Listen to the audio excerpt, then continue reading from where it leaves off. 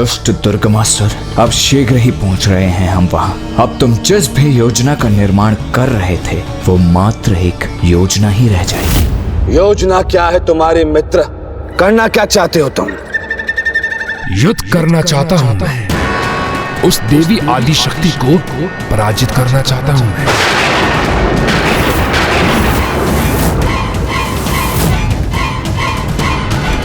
देवी आदि शक्ति।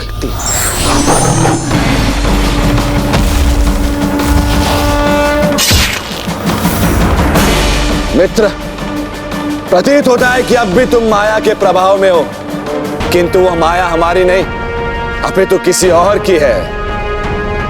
मायासुर, वो किसी की माया नहीं, ये मेरा दृढ़ निश्चय है। और उचित विचार करने के उपरांत मैं यहां तक पहुंचा। और यदि हम उचित समझ रहे हैं तो तुम उन देवी आदि शक्ति को पराजित करना चाहते हो जिनसे अतीत में तुमने हमारे प्राणों की रक्षा की थी। वो घटना तो स्मरण है ना तुम्हें मित्र?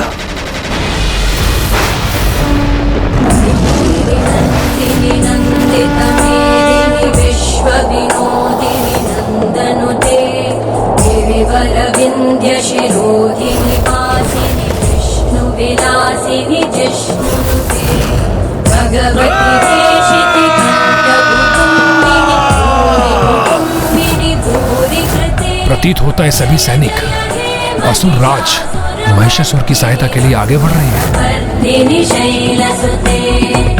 और ये देवी असुर राज का वध करने के लिए तत्पर है।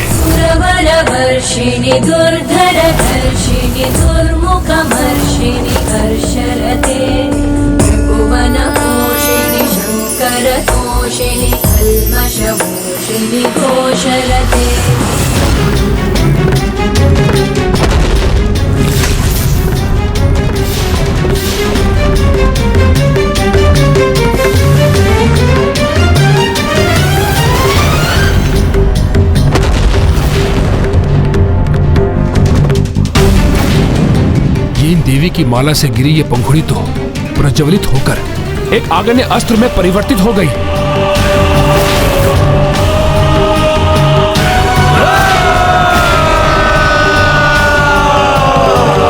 मायासुर, ये तो असीम माया के स्वामी मायासुर है।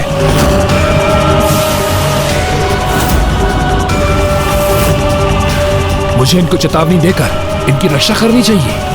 ऐसे महान शक्तिशाली असुर की मित्रता का कभी न कभी तो लाभ होगा मुझे।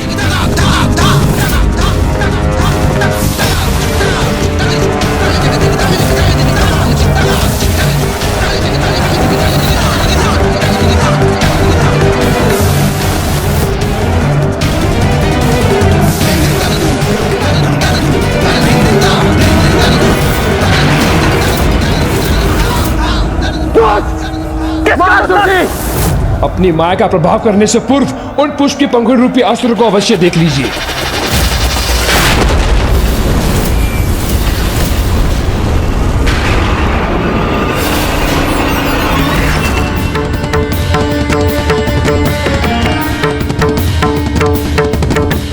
जब मैंने भी उसे देखा था तो मैं भी अचंभित रह गया था उस देवी की माला के पुष्प अस्त्र को देखकर, जिसने संपूर्ण असुर टुकड़ी का विनाश कर दिया।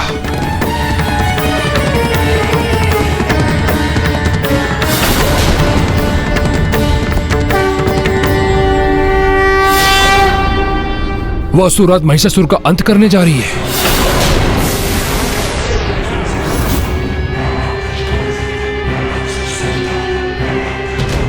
और तुमने हमें उनके उस पुष्प के मार्ग से हटाकर न मात्र हमारे प्राणों की रक्षा की है, अभी तो हमारे अंत से भी हमारी रक्षा की है।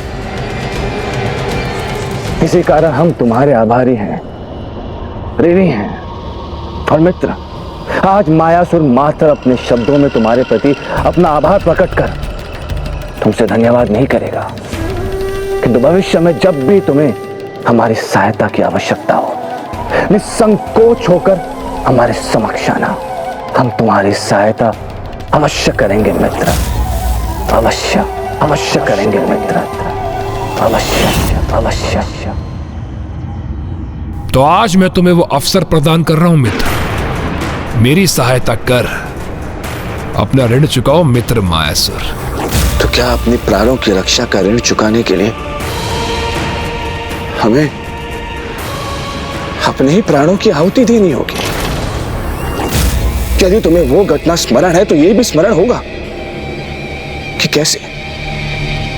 कैसे देवी आदिशक्ति की माला की एक पंखुड़ी, मात्र एक पंखुड़ी इतनी विनाशक सिद्ध हुई थी। तो वो देवी स्वयं कितनी शक्तिशाली होगी, क्या इसका अनुमान भी है तुम्हें मित्र दुर्गमासुर? उसकी चिंता त्याग दो मित्र, क्योंकि देवी आदिशक्ति से अधिक शक्तिशाली बनने का उपाय है मेरे पास, किंतु उसे पूर्ण करने हेतु मुझे तुम्हारी सहायता की आवश्यकता होगी। सहायता? कैसी सहायता?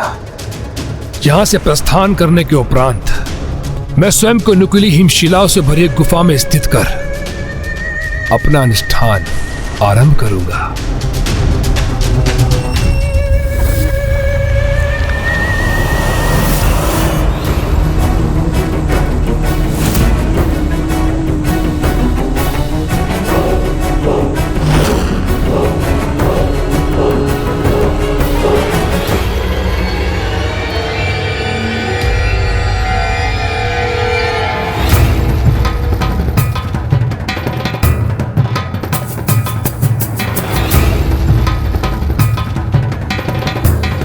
ओह, तो ये है मायासुर की माया। छलावे के मध्य छिपी ये सुंदर सी नगरी अब जाकर कहीं प्रकट हुई है। सत्य है, अद्भुत है मायासुर की माया भैया।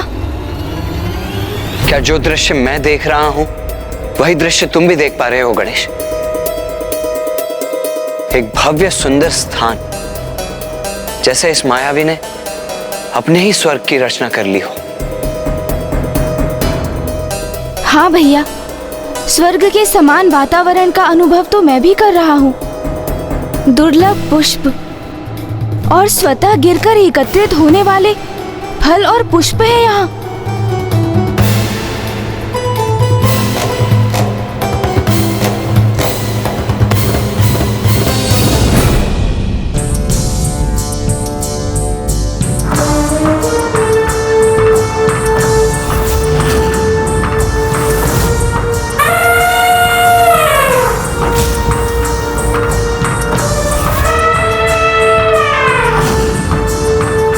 ये गज कुछ असामान्य क्यों प्रतीत हो रहा है?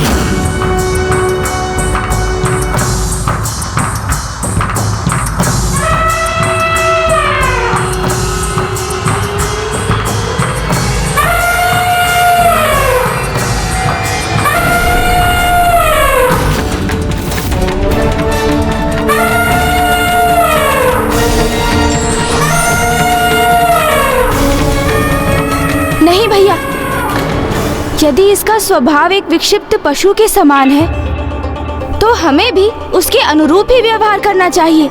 स्मरण रहे भैया, ये मायासुर की नगरी है, इसलिए आवश्यक नहीं कि जो दिख रहा है वही सत्य हो। इस समय मात्र ये आवश्यक है भैया कि हम किस प्रकार इसे भटकाकर भीतर प्रवेश करें।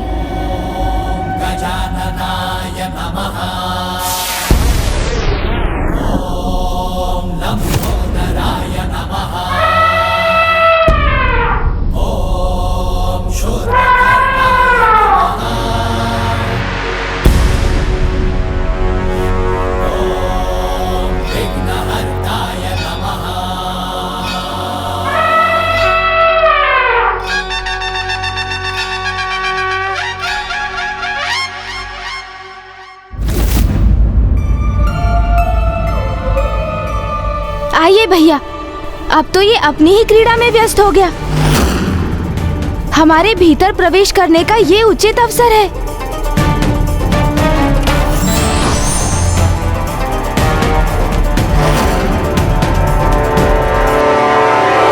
अवसर प्राप्त होते ही देवता, अन्यथा वह देवी आदि शक्ति अथवा उनके सहयोगी मुझ पर आक्रमण करने आएंगे और तब मुझे तुम्हारी सहायता की आवश्यकता होगी। तो तुम कहना क्या चाहते हो? हमें उन देवताओं का सामना करना होगा।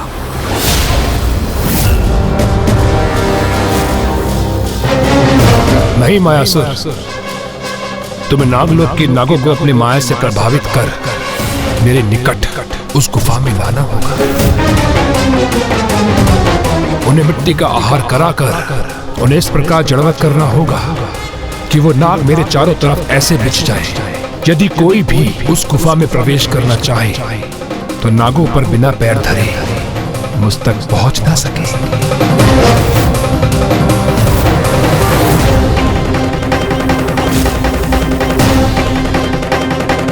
किंतु इस सबसे तुम्हें क्या लाभ होगा मित्र दुर्गमासुर? लाभ होगा, बहुत लाभ होगा,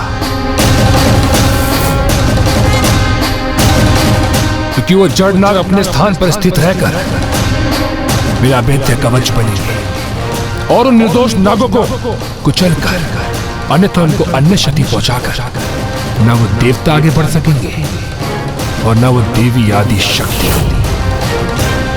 तब मैं उनसे सुरक्षित रहकर 94 करोड़ बार अनुष्ठान कर अपार शक्ति संपन्न हो जाऊंगा और युद्ध में विजय प्राप्त करूंगा।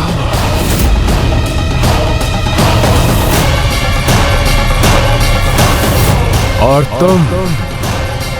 तुम प्राप्त करोगे नागलोक का आधिपत्य।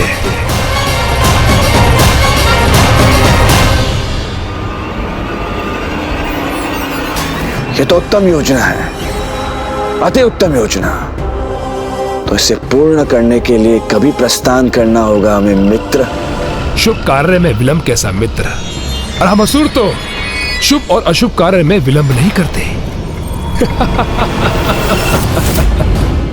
और वैसे भी आज का दिवस तो अति उत्तम है, क्योंकि आज शिवरात्रि के महापर्व पर सभी 33 कोटि देवी देवता महादेव की आराधना में व्यस्त होंगे। नागलोक का तो किसी को ध्यान भी नहीं होगा, इसलिए यथाशीघ्र प्रस्थान कर हमें अपना प्रयोजन सिद्ध करना होगा।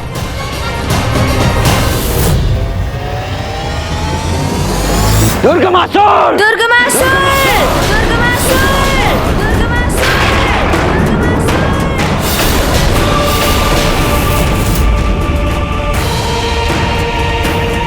पुनः क्षणिक विलंब हो गया भैया हमें। अब कहाँ ढूंढे उन्हें, कहाँ गए होंगे वो दोनों? भैया ये स्वर कैसा जो वहाँ उस ओर से आ रहा है? आइए हमें शीघ्र देखना होगा।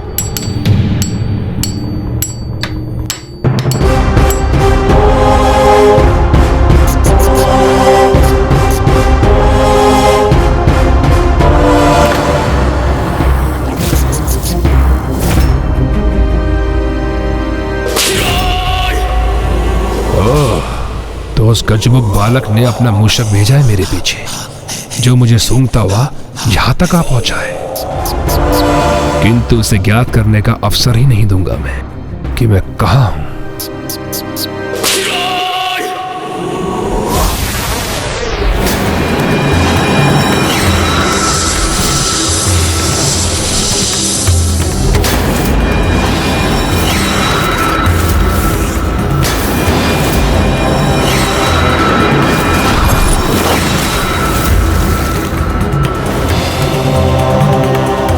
अब शीघ्र अति शीघ्र कि समस्त नाग हमारी माया से प्रभावित होकर हमारे इच्छा अनुसार चलेंगे और समस्त नाग लोग हमारे अधीन होगा, माया सुर के अधीन।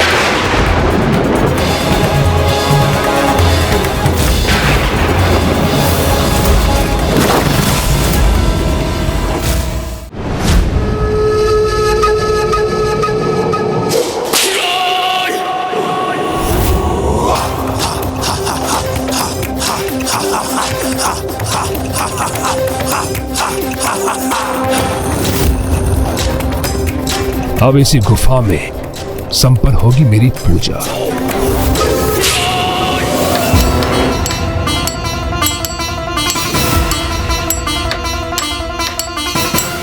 इतनी बड़ी प्रतिमा, और वो भी स्वयं की।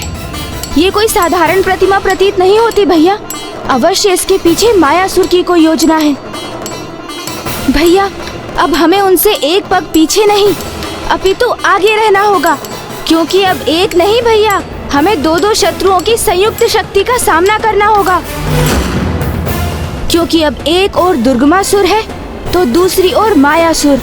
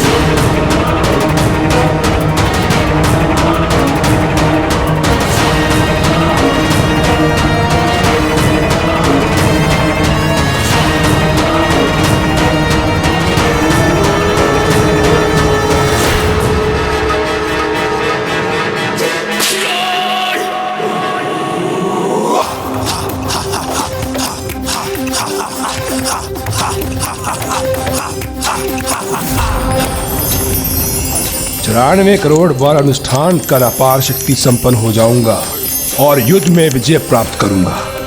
इस बार मैं एक पग नहीं अपितु दो पग आगे रहूंगा उनसे। इस बार कोई भी मूषक सोमकर ये ज्ञात नहीं कर सकेगा कि मैं कहाँ स्थित हूं।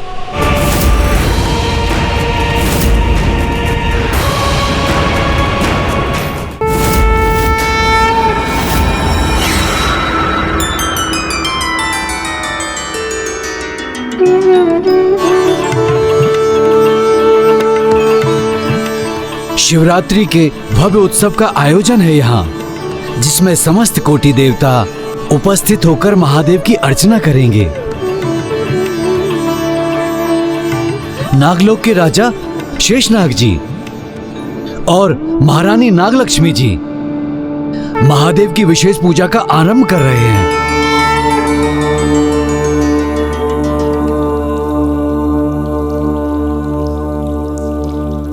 मुझे शीघ्रता करनी होगी। महादेव का पूजन करके उनका आशीर्वाद प्राप्त करके शीघ्र अपनी भावी संतान अपने अंड के पास पहुंचना होगा। देवी नागलक्ष्मी, शिवरात्रि के अवसर पर महादेव का अभिषेक करते समय आपका इतना अधीर होना अनुचित है। आप चिंता ना करें, अब हम पूजा आरंभ करने ही जा रहे हैं।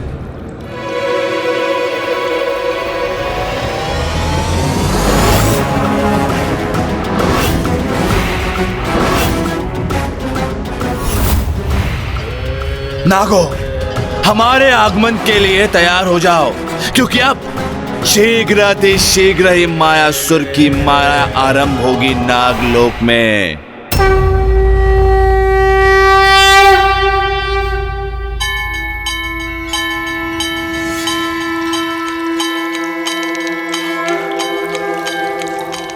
मुझे अकस्मात ये कैसी व्याकुलता और दुश्चिंता से होने लगी है। मुझे शीघ्र अपने अंड को देखना होगा।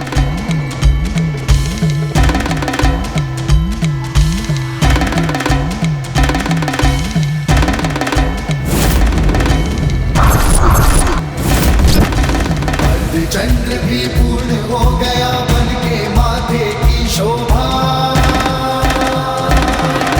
त्रिलोचन त्रिकाल की जग में लागे अलौकिक ये आभा। बंधन का विष पान किए और नीलकंठ कहलाए। जटा में धारण करके गंगा जल की प्यास बुझाए।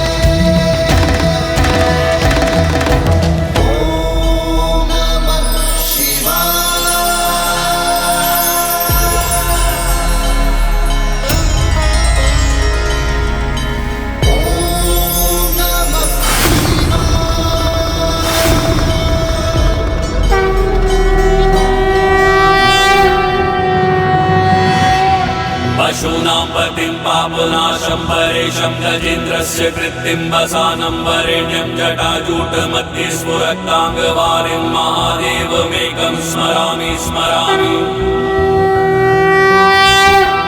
महेशं सुरेशं सुरारातिनाशं विभुं विश्वनाथं विभूत्यङ्गभूषं विरूपाक्षमिन्द्वं महिन्द त्रिनेत्रं सदानन्दमीडे प्रभुं पञ्चवक्त्रम्।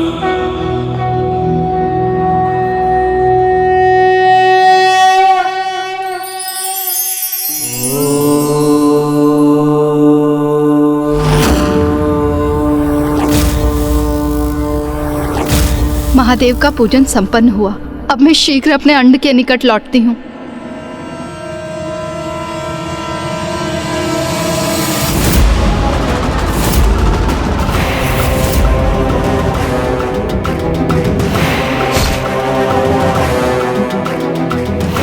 नागलोक के द्वार तक तो पहुंच चुके हैं हम। अब शीघ्र अति शीघ्र ही नाग विहीन लोक बना देगा ये मायासुर इस नागलोक को। स्वार्थी और लोभी मनुष्य सदा अपने हित को साधने के लिए ही सज्जनों को ढूंढते रहते हैं। इसीलिए आवश्यकता है इन्हें उचित समय पर पहचान कर इनसे दूरी बना लेने की।